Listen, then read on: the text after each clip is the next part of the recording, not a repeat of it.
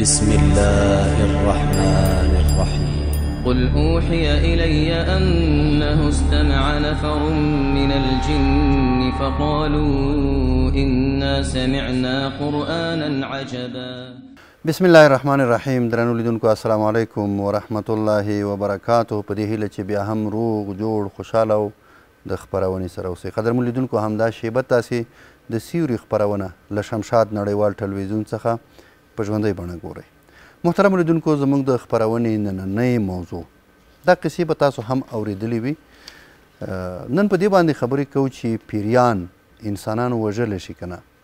په ټولنه کې په کورنیو کې او اکثره زموږ او ستاسو بعضې مشران زنانه یا مشران نارینه دغه قصې په ټولنه کې هم شته. دا که رښتیا دي که نه دي هغه بیل بحث دی، خو دغه قصې شته. فلان یو ځای کې روان و، پیریانو داسې وکړه، دلته یې مړ کړه، دومره خلک یې وژلي. خو موږ په دې باندې خبرې کوو چې پیریان انسانانو وژلی شي که نه، او که چیرته وژلی شي څوک یې وژلي تر دې دمه. په دې اړه دلایل څه دي او هغه ثبوتونه یې د رښتیاوالي څه دي، په دې باندې خبرې کوو. دویمه برخه مو دې ته ځانګړې ده چې یو خو مخکې خپرونو کې موږ دا وویل چې د پیریانو بندولو دپاره شریعت دغه طریقې ښودلې دي. هغه طریقې تاسو سره شیخ صاحب شریکې کړې دي او تاسو هم کولی شئ چې په هماغه طریقه باندې عمل وکړئ او پیریان بند کړئ یا یو عالم ته لاړ شئ. طریقې مو تاسو ته بیان کړي. نن په دې باندې خبرې کوو چې د پیریانو د بندولو لپاره د شریعت خلاف طریقې هم شته که نه. که چېرته د شریعت خلاف طریقې وي نو کومې طریقې دي چې خلک یې عملي کوي، په ټولنه کې خلک ورځي هغوی ته او هغوی د شریعت خلاف طریقو باندې پیریان بندوي. په دې هم خبرې کوو. درېیمه برخه مو د خپرونه دا ده چې په دې باندې خبرې کوو چې د خپلو کورونو نه هغه کورونو کې چې جنات وي، پیریان وي، څنګه کولی شو چې له خپلو کورونه دوی وشړو. د شړلو طریقه شریعت څه ښودلې ده او طریقه نن تاسو سره شریکوو. خوشبختانه د همدې موضوع د ښه تشریح لپاره سره په سټوډیو کې قدرمن میلمه دی شیخ الحدیث عبدالباري مدني صاحب را سره دی. کور دې ودان وي چې له ځانه سره لرو. تاسې ته نن لیدونکي هم کولی شئ چې اړیکه ونیسئ، خو کوشش وکړئ چې که کله مو اړیکه نیوله چې د موضوع په اړه خپلې پوښتنې له موږ سره مطرح کړئ. شیخ صاحب ښه راغلاست. ستړي مه شئ، هرکله راشئ. الله مو ساته. سیرت صاحب محترم، تاسو ته خپل قدرمند او عزتمن لیدونکو او اورېدونکو ته مسنونه طریقه پیش کوو. السلام علیکم ورحمت الله تعالی وبرکاتو. وعلیکم السلام ورحمت الله وبرکاتو. شیخ صاحب نن تقریبا 3 موضوعات دي په خپرونه کې. لومړی له دې موضوع پیلوو چې په ټولنه کې تاسو هم دا قصې پخوا وړوکوالي وخت کې اورېدلې وي چې خلکو به دا قصې کولې او خورا ډېرې که ډارونکې وي خو ډېرې جالبې هم وي، په ډېر شوق به خلکو اورېدلې چې پیریانو داسې خلک مړه کړه، داسې. نن راځو چې زموږ په تاریخ کې څه دي، پیریانو مخکې انسانان وژلي، څوک یې وژلي دي او که نه دا خبرې هسې افواهات دي. وبالله التوفیق. الحمد لله الذي خالق الجن والإنسان، والصلاة والسلام على سيد الأنبياء صاحب البيان، وبعد. رضيت بالله ربا وبالإسلام دينا وبمحمد صلى الله عليه وسلم نبيا. قال عز وجل: أفحسبتم أنما خلقناكم عبثا وأنكم إلينا لا ترجعون. اللهم صل على سيدنا ومولانا محمد وبارك وسلم وصل عليه. کم تفصیل او وضاحت او د عنوان برخه چې تاسو ولوستله سیرت د دې عنوان لاندې د خپل قدرمند او عزتمند لیدونکو سره څو اهمې خبرې دا شریکول غواړو، البته مستندې او سره د حوالو، تر څو موږ په دې باندې وپوهېږو چې دا یو حقیقت دی او د هر یو مشکل د حل دپاره زموږ مقدس دین لارښوونې لري. نو برابر د همغو لارښوونو سره موږ مخ ته ځو.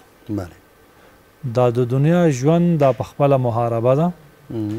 امتحان دی، ابتلا دی. الله پاک جل جلاله د کامیابۍ وسایل هم ذکر کړي. لومړنی بحث زموږ د نننۍ خپرونې همدا دی چې په تاریخ کې آیا پیریان داسې څه واقعات د دوی نه ذکر دي چې څوک یې شهادت رسولي یا وجلي وي یا مړ کړي وي. مطلب د ډېرو واقعاتو ذکر کتابونو کې دی، حکم چې مونږ راجمع کړل د هغې دوه مهمې واقعې ذکر کوو چې هر یو سره خپله یوه قصه پرته ده. لومړی هغه واقعه چې امام مسلم رحمت الله علیه په خپل صحیح مسلم کې ذکر کړی، دارنګې امام ترمذی رحمه الله په خپل کتاب سنن ترمذی کې ذکر کړی، همدا واقعه ابو داود شریف هم ذکر کړی، دارنګې امام مالک په خپل موطا کتاب الاستیزان کې ذکر کړی، دارنګې امام قرطبی رحمه الله هم ذکر کړی، دارنګې په کتاب العلل کې هم ذکر ده. دا 5-6 حوالې مخکې مونږ سره پرتې وي چې دا 3 کتابونو نمونه چې مونږ واخیستل، ترمذی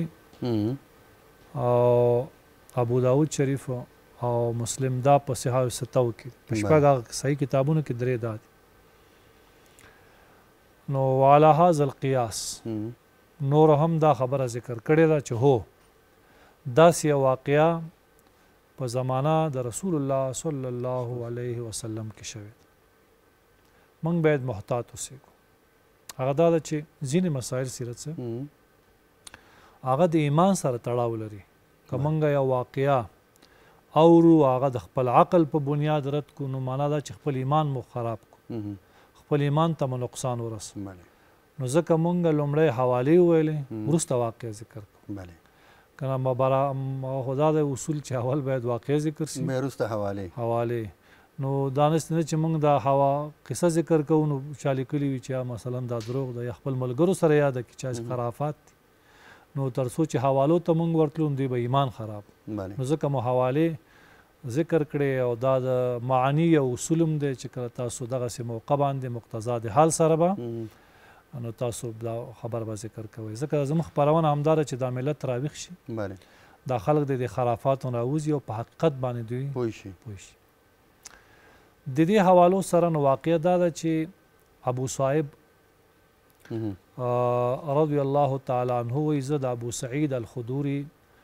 رضی الله تعالی عنه سره مېلمه شوم. همدا مشهور صحابي ابو سعید خدوري مشهور صحابي، د ده نوم د سعد ابن مالک ابن سنان. ابو سعید مشهور د سعید پلار. د سره مېلمه شوم د ده په کور کې. نو زه ناست وم چې دی په مانځه باندې و او مونځ یې کولو. نو چې مونځ یې کولو د دې مانځه په جریان کې داسې یوه کوټه وه، هلته د خس چې مونږ ورته وایي خاشاک دا پراته و، دا داسې خوځېدل، حرکت یې شروع کړو. نو زه ورته متوجه شوم چې دلته څه بلا ده. نو زه ور پاڅېدلم او لرګی مې راواخیسته چې ومکته یو خطرناک مار شانتې ښکاره شو. ده پسې ورغلم. نو ابو سعید خدوري په مانځه کې ما ته داسې یو څه اشاره وکړه چې کېنه. دا مسله به مو واضح کړو که دغسې یو حالت کې څوک په مانځه کې وي نو دا ورته جایز دی، کولی شي چې داسې څوک د خطر نه بچ کړي. نو زه د ده په اشاره باندې پوه شوم، نو کېناست. نو چې کله ابو سعید خدوري رضی الله تعالی عنه مونځ خلاص کړو، نو ما ته څه دې کوله؟ ما ورته چې داسې بلا هلته مار غوندې چې ښکاري، وایي چې کېنه دا کار ونه کړي. ما ورته چې ولې؟ وایي هغه مخامخ کوټه درته ښکاري د حویلۍ کې چې بله کوټه. ما ورته چې وایي د هغې درته یوه قصه کوم. هغه واقعه دا وه چې مونږ په غزوه خندق دا د احزاب جهاد چې ورته وایي، په دې غزوه کې څو ورځې محاصره وه. نو صحابه بن نوبه خپل کور ته راتلل. نو مونږ یو مجاهد صحابي ځوان هغه نوی واده کړی و. نو د وادې لږ ورځې تېرې شوې، دا جهاد شروع سلسله د احزاب سورة الاحزاب چې کوم په دې غزوې په نوم باندې دا سورت هم راغلی، غزوه خندق باندې مشهوره ده.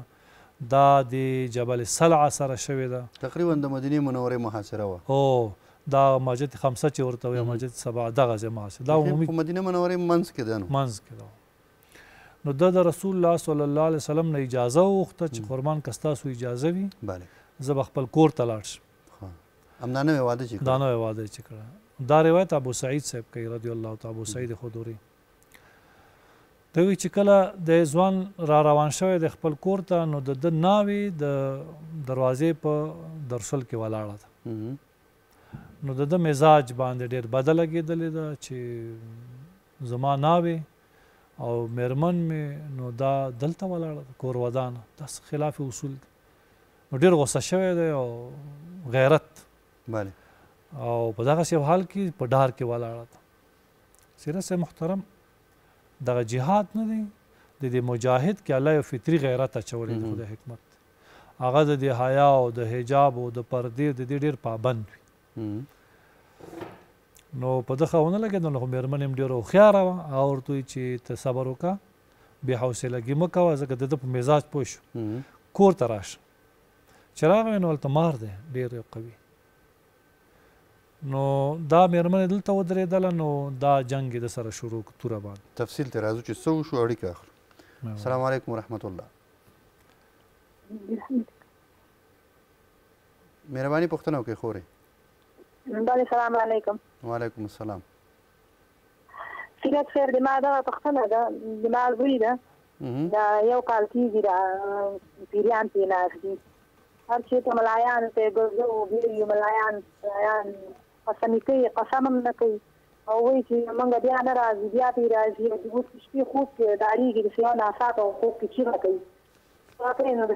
چې ویښ شي زه نه پوهېږم په ځان باندې چې څنګه ډارېږم طرف شی وینې نه هېڅ شي باندې نه پوهېږم د دې لپاره موږ ته کومه دعا کوم وظیفه کوم هغه وښیي چې موږ یې وکړو راځئ نه ښه شي خپرونه ګوره شیخ صاحب په دې اړه معلومات درکړي مخې ته شیخ صاحب راځو مار د دې مار او د دې صحابي په منځ کې مقابله شروع شو نو هغه مار دې صحابي ته ټک ورکړو ښه کامیاب شو وایي چې دې صحابي په همدغه حال کې چې دا ټک او یا زهر د ده په بدن کې مار یې په توره و هغه یې هم واچو مار هم ووژل شو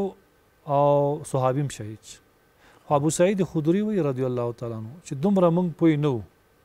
چې مار به مخکې نفس وتلی و که د صحابي مبارک خو دا سره خبره خلاصه شو بس د غم ورځ وه نوی واده و څه صحابه هلته په سنګر کې ناستو دا خبر هم راغی چې داسې یو قصه شوې ده دا خبره راغله دربار د رسالت ته د رسول الله وسلم حضور ته پیش شو پیغمبر علیه السلام ډېر طبیعت مزاج خراب شو ځکه د صحابي په شهادت باندې او داسې اساس وخت کې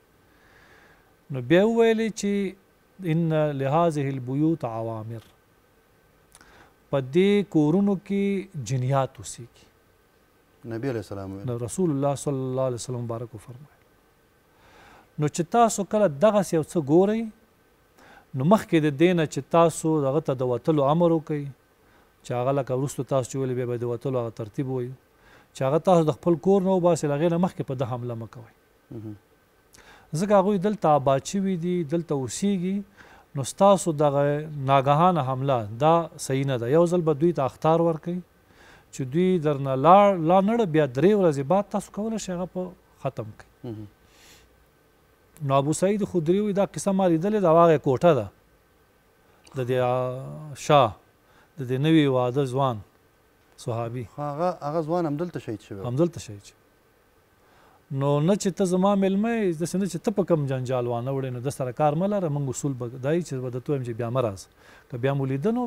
بیا به دغه شي موږ ته بیا قتل جایز دی دې واقعه کې موږ لپاره څو درسونه یو خو دا واقعه مستند ده ځکه حدیثو ذکر کړی ده په دې کې خو شک او شبهه نشته دویم دا ده چې اکثره موږ په یو بحث کې ویلي چې دوی د مارانو په شکل باندې ځانونه ښیي لږ فرق د هغې په رنګ کې هم شته سپینوالی پې باندې غالب وي بل دا دی چې د مانځه په ټیم کې چې صحابي کوم حکم وفرمایي د ملګري ته او دا چې اکثره منځونه به صحابه یا نوافل یا سنت دا به په کورونو کې کول د سیاسي ضمن کې بله خبره هم راياده شي سیرت کله کله ذهن کې دا راځي چې رسول الله صلی الله علیه وسلم هیڅ کله سنت په جماعت کې نه دی کړی ذهن کې کله دا خبره راځي او کله دا خبره تکراریږي مساجد کې خدا سي نه ده رسول الله صلی الله علیه وسلم تقریبا چې مدینه منوره تشریف راوړی دی نو هر کال به اعتکاف ته کېناستو نو په اعتکاف کې خو فرض او سنت ټول په جماعت کې کړي نه چې فرض کې سنت لپاره بیا کور ته تللی نو سنت رسول الله صلی الله علیه وسلم په جماعت کې کړي دي خو اکثره دا طریقه وه چې بیا به په کور کې کول دا یو واقع او دا مستند ده نو معلومه ده چې دومره خطرناک قوم دی دا چې دغه کومه طریقه چې شریعت ښودلې او بیا رسول اسلام د دې نه وروستو کوم هدایت وکړي دې خلاف وشي نو دا جنجال جوړېږي نو اصول دا ده چې تاسو به د دې دفاع به کوم ترتیب بلې واقع ته راځو خو اړیکه اخلو السلام علیکم ورحمت الله وعلیکم السلام علیکم وعلیکم السلام مهرباني پوښتنه وکړئ خورې یا مسئل د ملا صاحب نه هغه کوم مدني نه چې دا چپه کېږي نه پوهېږو ورباندې چپه کېږي نو تاسو نو ډاکټرانو ته موړې د هغې څه وایي ډاکټرانو ته هم بولې د ملا ته هم بولې د ولته هېڅ نه پوهېږي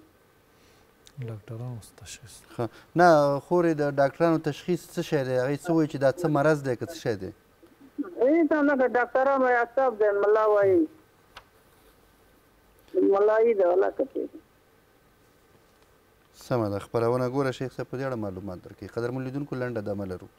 چېرته مزه له خپرونې سره پاتې شي بسم الله الرحمن الرحيم قل أوحي إلي أنه استمع نفر من الجن فقالوا إنا سمعنا قرآنا عجبا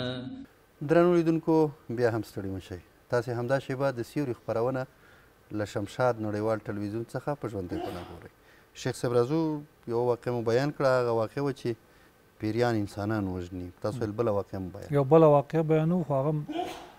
تفصیلي قصه ده مهرباني هغه دا ده چې بیا یې مخکې حوالې ووایو سرس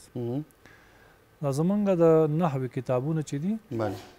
دا کافیه او بیا مثلا شرح جامع او د کافی شروح دا د نحوې علم چې دی دا ټول دوی یو تعریف کوي دوی یو تعریف کوي د کلمې چې کله کلمه او کلام په نحوه کې تشریح کوي نو چې الکلمة لفظ اوزع لمعنى مفرد مفردا مفردون بیا د هر یو علیحده تعریف کوي چې کلمه لفظ دی نو دا لفظ څه معنی بیا د لفظ تعریف دا کوي چې ما یتلفظ به الانسان لفظ دې ته وایي لفظ په لغت کې غورځولو ته وایي او مثلا ویشتلو ته وایي او په اصطلاح کې ما یتلفظ به الانسان چې په هغې باندې انسان تلفظ کوي بیا دلته د قیل او قلنا نه وایي چې ما یتلفظ به الانسان چې په دې باندې انسان تلفظ کوي ښه نو هغه چې پیریانو پې تلفظ کړی هغه خو بیا د کلمې د تعریف نه ووتو او هغه چې ملایک ورباندې تلفظ کوي هغه د کلمې د تعریف د لفظ د تعریف نه ووتو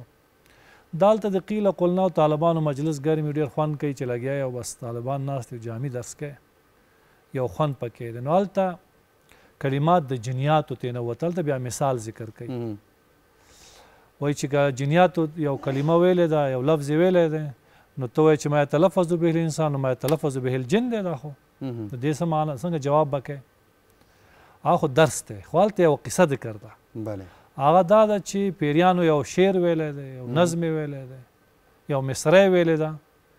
چې قبر حرب بمکان قفر لیس قرب قبر حرب قبر دا د پیریانو شعر دی سیرت دا د دغه کتابونو دا زمونه واخلې د ټولو شروحو ذکر کړي او د دې نه وروسته چې کوم بیا د نحوې نور تفصیلي کې شروح دي هغې کې دا قصه ذکر نو هلته د دغه شعر ذکر دی اول خو دا شعر عجیب دی د شعري ټولګې ته چې کله ورشو د هغې د فصاحت او بلاغت ګورو نو په دې کې یو خو جناس موجود دی قبر و حرب و دا بلکې په دې کې یو مشکل بل هم دی چې یو لس کرته دغه شعر مسلسل څوک نشي ویلی بعضې وخت کې چې دا موبایلونه نه و نو دې باندې به مقابلې کېدې یو څه الفاظ به وو وایي زه ته لس کرته داسې وایي د تورې دبۍ تور تیل په توره تیږه ټول توی ووایه لس کرته نو دغه چې څوک زر زر وایي نشي ویلی ځکه دا کې یو هغه موجود دی یعنی خلاف د بلاغت او فصاحت نو په دې کې قبر حرب بمکان قفر لیس قرب قبر حرب قبر معنا د دې شعر دا ده او دا قصه دا ده چې دلته یو څوک دی په نوم د حرب باندې ذکر دی دا حرب څوک دی دا پیریان وجلی دی دا حرب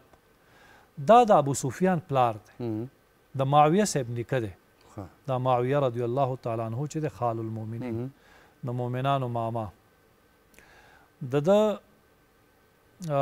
نیکه چې دی د حرب ابن امیه نومیږي حرب ابن امیه نو دا د خپل ملګرو سره دا په یو سفر تللی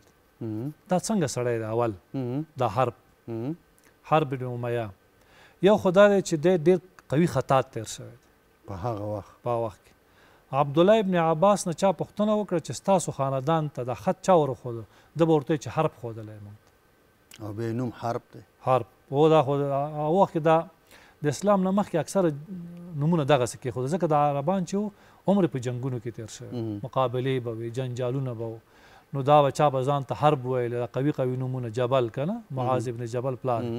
زغار ما و لکه دا زمونږ په انقلاب کې چا به ځان ته ټکر ویلو چا به ځان ته پاور ویلو دا نومونه به د قوت دا به کېښودل کېدل د چا به ځان ته کوپیکش ویلې نو دا دوی به دغه نومونه کېښودل دا دغسې یو سړی و بل دا و چې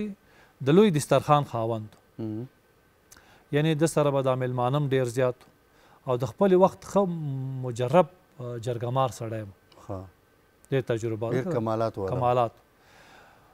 نو دی د خپلو ملګرو سره تللی اوس هم عرب صحرا ده بلې هو نو د هغې وخت کې لا فکر وکړه چې یو نیم زر کاله مخکې سهل به نو دا د ملګرو سره په سفر دی دا ملګري ورسره د قریشیان دوی وایي چې موږ یو ځای کې ډیره واچوله شپه ده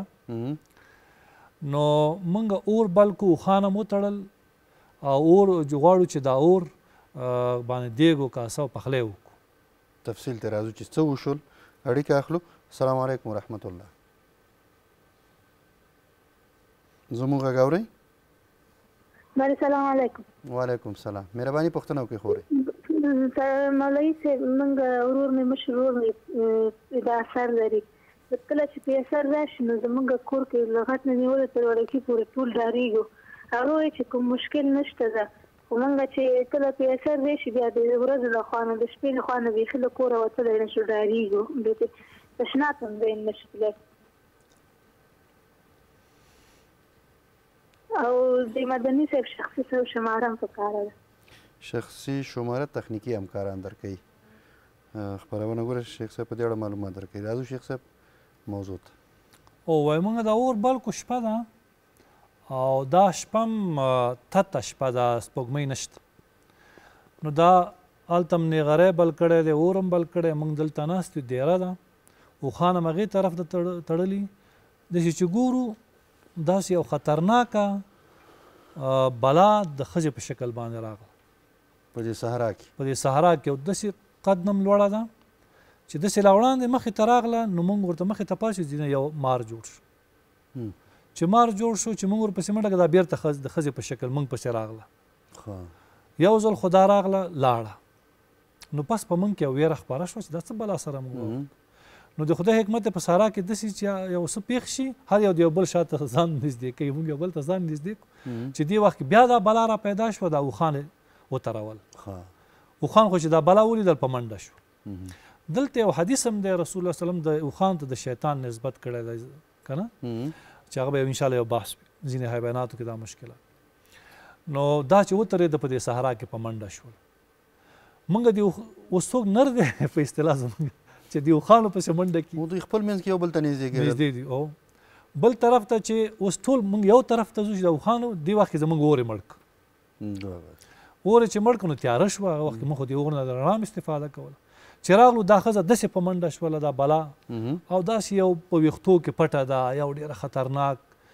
یو کریک هم چې وکړه نو د کریکې سره دا اوښان وترېدل څوک دا اوښان چې بیا مست شي سیره سه بیا دا راټینګول څه اسانه کار په دې صحرا کې موږ باندې یو غوبل جوړ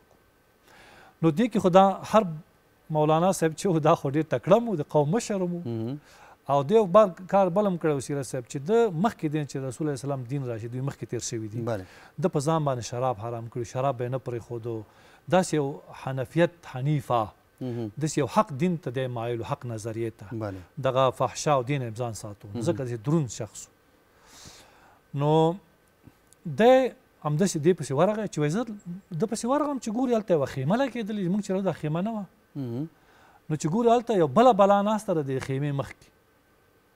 وایي ما دنه پوښتنه وکړه چې دا څه بلا سره موږ اوښتي دا حرب نو څه هر څوک خپل اوښ پسې منډې وایي دی راغی چې دا عمومي دفاع وکړي نو موږ ته وایي چې دا خو بلاګانې دغه صحرا کې چې تاسو یې دلته د جنیاتو مراکز دي او موږ هم پکې یو دا چې دا کم کار کوي دا خلاف کوي تاسو سره ورشه ورته ووایه چې باسمک اللهم مخکې دې نه چې دین راشي اعوذ بالله په ځای دا به استعمالولو دوی نو باسمک اللهم چې وایي دا بیا نه تښتي وایي زه راغلم خلکو داسې راځئ د دې خیمې بلا ورته وویل د خیمې بلا راته دا ښه بلا وه او دا ښه بلا وه چې موږ یې نه تکلیفوو دا کومه چې کومه بلا وه دی وایي موږ ډېر په عذاب کړو خو خیر بیا وایي راغلو دا اوښان هم راونیول او په خپل ځای مو تړله دا اور هم بیا بل کړو چې دا بلا بیا را پیدا شو د خدای حکمت دی دغسې وخت کې بیا د شپه هم اوږده شي خو ده کله سره کېږي نو شپه نه لنډېږي وایي موږ باندې ویر هم ده او دا وخت هم داسې دی چې نسبتا هوا یخه ده عرب ګرم ملک دی نو هغه د ګرمېدو دا اور چې دا راته مړ کړي بس آخر کې دا حرب خپل تور اخلي او دا بلا پسې کېږي دوی ته تاسو په خپل ځای کښېنئ دا منډې پسې وایي او دوی خو دا عادت دی چې دوی داسې یو دوکه کوي چې مثلا چې نږدې درته ځان ښیي چې ته ورې نه لرې کېږي حرب یې د دې علاقې نه لرې کړو دا د ملګرو نه لرې کړو چې لرې کړو نو هلته بس یو چیغه وې کرکه وکړه نو بس دا بلاګان ورباندې راغلی او دی هلته مړ کړو دا ملګري چې حرب څه شو چې حرب پسې منډې وایي چې نشته دغسې لاړو چې ورغلو چپه چوپتیا خپره شوه نو چې ورغله چې مړ پروت دی او دې باندې تغمید لکه وهل شوی ده خپک شوی ده نو بیا هلته خو موږ چاره نه وه نو هلته هم دفن کړه او دا خبره د مخکې دی نه چې دا نور پیریان راشي یا نور بلاګانې د هغه بلا چې دوی تکلیف هغه یې وجلې وه هغه یې وجلې وه دومره دا کار کړی نو هغوی د انتقام د وجې نه بیا دی هم وواجو چې ویې وجو نو بیا به دوی په مکه کې او د دغې ملګري دا وایي چې موږ قافله روانه کړې وه دا وایي موږ پسې به دې چغې والې لکه څوک چې یو ځای کې شکست وکړي که نه پسې منډې وایي خلک وایي موږ ته به یې دا ویلې چې قبر حرب بمکان قفر هغه زموږ دشمن نه دی حرب هغه هم داسې یو ځای کې خښ دی بمکان قفر په هغه صحرا کې خښ دی چې هلته ګیا نشته وچه صحرا ده لیس قرب قبر حرب قبر هغه داسې ځای کې خښ دی چې هلته ورسره بل قبر هم نشته یعنې قبرستان ته هم تاسو عمومي هدیرې ته هم یې نه وړو څنګه هم نه انتقام واخیستو پیغور یې ورکوو پیغور دا اوازونه بیا ډېر وخت پورې په مکه کې هم کېدل د دې وارثان ته چې تر څو چې اسلام راتو دا نو هغه د جنیاتو اشعار چې قبر حرب بمکان قفر لیس قرب قبر حرب قبر دا بیا په دې کتابونو کې دا قصه مشهوره ده چې حرب د دې خلکو د لاسه وجل شوی دی او دا یو مستنده قصه مننه شیخ صاحب اړیکه اخلو السلام علیکم ورحمت الله وعلیکم السلام ورحمت الله څنګه بخیر خیریت خوشحاله اوسئ ته ستړی مه شئ مهرباني پوښتنه وکړئ الله خیر سره خیر څنګه کوم دغه یوه ستونزه موږ ته داسې همېشه تاسو راته معلومه ده کله ناکله داسې وهم و ترس و د شپې لخوا راته پیدا کېږي او موږ څنګه پوه شو باید تعویض څرګي څوک مثلا څنګه پوه شو چې کوډې شوي دي نو دا لپاره لږ معلومات راکړئ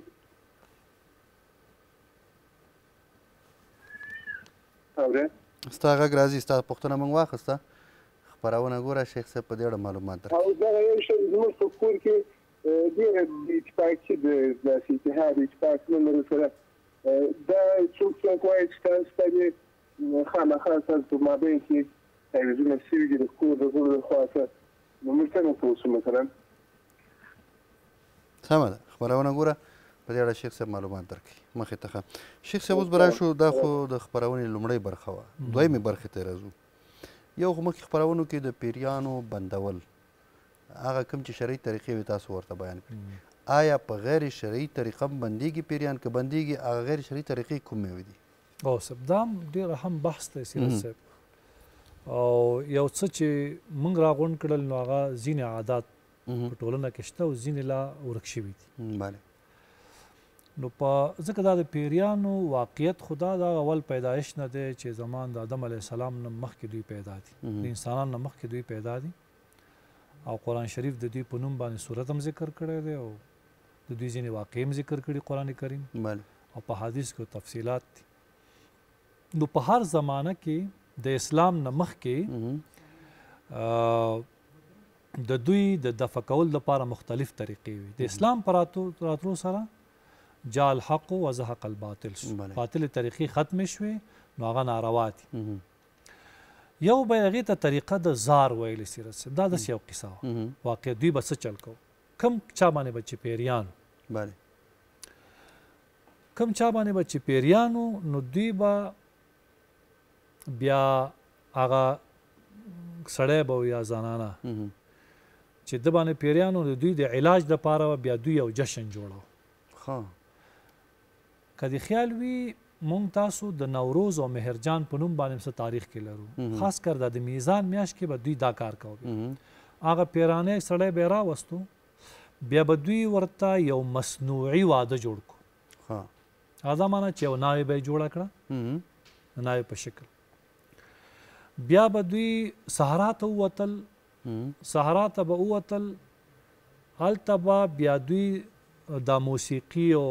داریا او باجې او دا ډولکي دا غږول د پیراني ته او د پیراني ته دا به نو په دې کې شاب و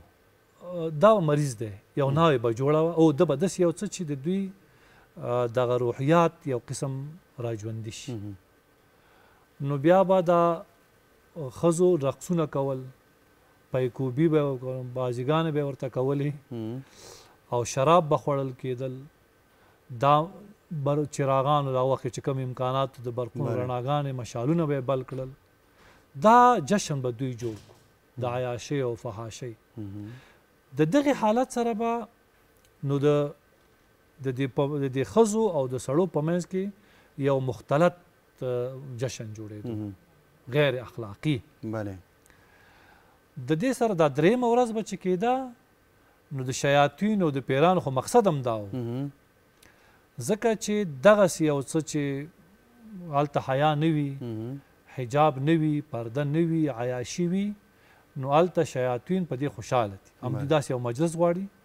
نو هغه پیریان به د دې مریض نه لرې شول د دې روحیت به برابر شو بیرته به راجوړ شو بیا به دوی دا مریض راوستو بیا به ښه شو دې باندې به یو میاشت دوه میاشتې بعد بیا دا حمله راتله بیا به دوی دا کار کو بس په دې کې د عمر د دوی به تیر شو دې کې به نور سوء استفادې کېدل او بدکارونه به کېدل نو شریعت مقدس دغه طریقه دا نامشروع اعلان کړه او الحمدلله چې دا زموږ په هیواد کې نشته اوس هم د هندوستان په ځینو علاقو کې که موږ دغه ته ورشو یوټیوب ته اول ته موږ دا سرچ کو چې په عربۍ یا ګوګل کې او طریقة الزار لاخراج الجن نو بیا دا شی راوباسي وایي چې دغسې یو څه اوس هم په هغه اطرافونو کې یا په هندوانو کې شته دا د هندویزم یوه طریقه ده دا چې موږ له هندوانو سره یا هندوستان سره مرز درلودی نو ځینې کارونه دلته کېدای شي انتقال شي خو کوم وخت کې چې اسلام دلته راغی نو د افغانستان د دې شیانو ګلم مکمل ټول دی الحمدلله دا طریقه وه دا غیر مشروع طریقه ده اوس هم که چېرته چاته دغسې یو پیشنهاد کېږي نو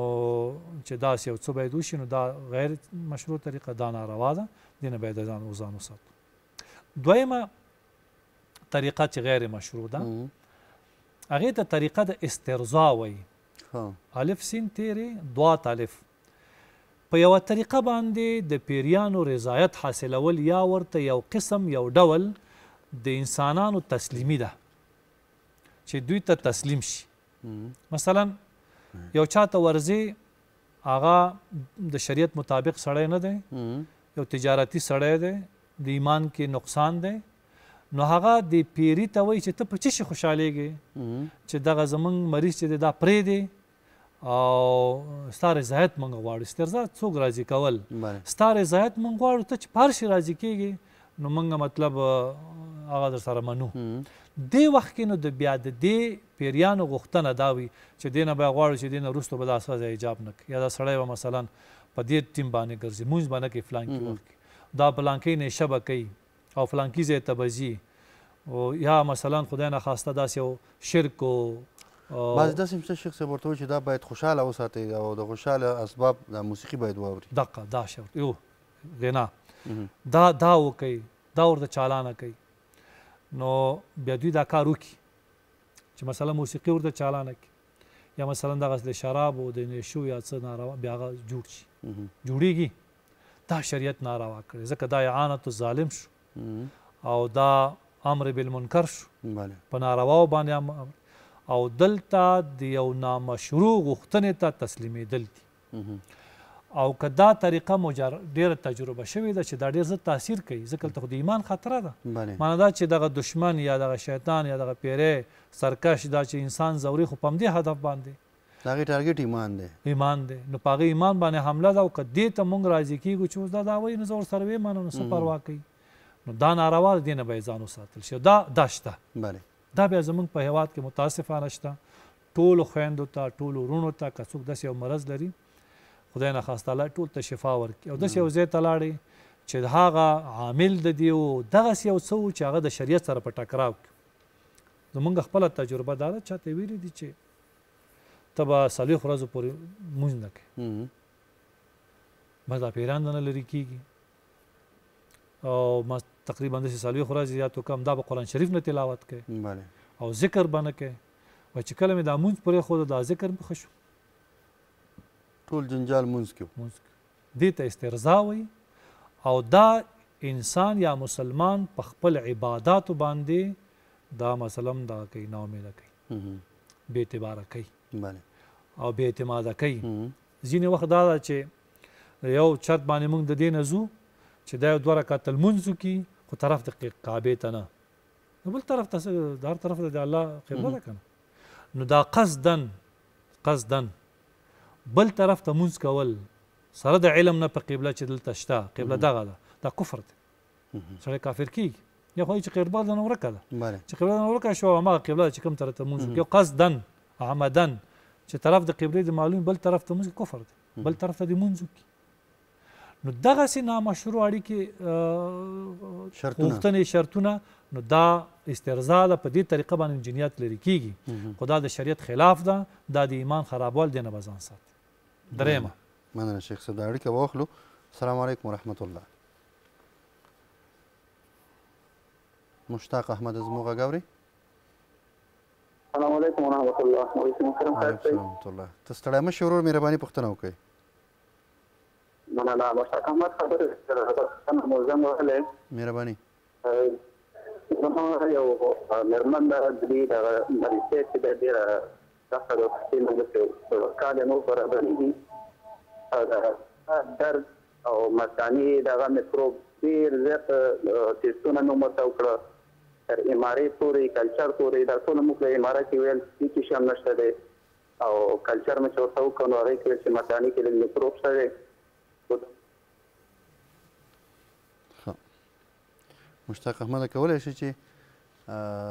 ستاسو خو سړي کم پرېښوه، خو کولی شئ سبا مازدیګر دیني لارښوونې خپرونه کې شیخ صاحب را سره دی او هلته اړیکه ونیسئ انشاءالله چې هر څه مشکل وي. نن نو یوازې موضوع د جنیاتو ده. شیخ صاحب درېیم ته راځو، خو دا د لیدونکو پوښتنو ته راځو چې دا بیا پاتې نه شي. اسما وایي چې زما زوی دی 1 کال کېږي پیریان دي پې، خو حتما علماو ته یې وړی دی، خو اوس خوب کې یوه چغې وهي، بیا یې په یاد هم نه وي، څه باید وشي؟ ښه، لومړی بیا باید هغه یو څه خبرې تکراري وکړم چې تاسو ډېر کوشش وکړئ چې د دې تشخیص چې دا پیریان دي او که کوم مرض دی. نو ښه خبر دا ده چې تاسو به یو ځل د دې فن کوم ډاکټران چې هغوی سره مشوره وکړئ. که بیرته هغوی درته دا وویل چې یاره دا زمونږ د طب له لحاظه دغه کوم د علاج وړ نه ده، نو بیا ځینې علامې دا دي چې د پیریانو نیولو په صورت کې یو ځینې کریک یا سوراخ چې عربي کې ورته وایي هغه د خولې نه غیر اختیاري وځي او ډېر په شدت سره. نو هغه طریقه انشاءالله یوټیوب کې به د شمشاد وي چې موږ ښودلې وه، تاسو کولی شئ همغه طریقې نه کار واخلئ یا همغه نږدې علاقې ته یو عالم ته ورشئ او په مشهور طریقه ستاسو خپل زوی علاج وکړي. عایشه وایي چې یو لمسی مې د چپه کېږي راغورځېږي، ډاکټرانو ته هر چا تللي نتیجه نشته، خو ډاکټران وایي چې عصبي دی. ښه نو چې ډاکټران وایي عصبي ده، خو عصبي تکلیف دا وي ځکه اکثرا دغه د پیریانو سرعه یا را پرېوتل چې که نه زو پیوش دا د دې عصبي مرض سره ډېر نږدې د دې دا تفکیک لږ مشکل وي. نو بیا هم انشاءالله موږ خدمت کوو، علماو سره تاسو نږدې نه ورولئ. نو الله مهربان دی چې طریقه شرعي باندې تاسو بېنظیره وایي چې موږ شرور مې اثر لري، کله چې د ورځې مې پرې شي بیا موږ ډېر ډارېږو، د شپې کور کې نشو ګرځېدلی. څه باید وکړو چې موږ اوس فعلا دپاره خو تاسو ځینې تحسنات به موږ انشاءالله ذکر کوو چې زمونږ دغه څنګه خپل حفاظت وکړو تر څو چې د دوی ویرې نه او د دوی بیم نه موږ په امن کې. نو ښه خبرداره چې تاسو به روزمره یعنې هر 3 ورځو کې به سورة البقره تلاوت اوس نه شروع کوئ، 3 ورځو کې ختموئ او هر شپه کم از کم 3 کرته هر یو کس د آیت الکرسی په صحیح طریقه سره تلاوت او په ځان باندې کف کوئ. قدرت الله وایي چې کله د شپې وهم او ترس راځي خلک وایي دا جادو ده، جناتو اثر دی که نه، او همدارنګه په کور کې بې اتفاقي هم ډېره ده. ښه او جنات داسې یو څه کار کولی شي چې هغوی د بې اتفاقۍ او یا سحر دا کار وکړي، خو اکثرا موږ مخکې دا خبره ذکر کړه چې کله دا واهمه قوه د ډار دا په عقل باندې سیرت صاحب غالبه شي هسې سړی یېرېږي. نو دې کې زیات مهم دا دی چې موږ دا توکل نه دی چې الله باندې توکل د دې دغه ترازو درنه وساتو، ځکه شر خیر دفع کوونکی د خیر راوستونکی مرض راوستونکی مرض لرې کوونکی دا یوازې رب العالمین دی. نو دې سره بیا په تلاوت سره ذکر سره درود سره د زړه یو قوت پیدا کېږي. که دې سره بیا ونه شو بیا مراجعه وکړئ یو عالم ته انشاءالله د علاج ورته. شیخ صاحب درېیمه واقعه تاسو بیانوله خو وخت هم کم دی، که کم که په لږ وخت کې دقیقې راته وځي به غونډوم کیدای شي نیمه دقیقه ښه بیا هغه نه کېږي. نو انشاءالله هغه صرف نوم به واخلم چې هغه طریقه د استعاذې ده، که انشاءالله که بیا راتلونکي ژوند و بیا به ذکر کو چې هغه طریقه هم غیر نامشروع ده. نو تر څو پورې چې موږ هغه ذکر کوو تاسو کوشش وکړئ چې د غیر نامشروع طریقو نه کار وانخلئ او کومه طریقه چې د شریعت مطابق هغې نه. او دا هم پاتې شوه زموږ د خپرونې د موضوع یو برخه وه چې د کورونو څخه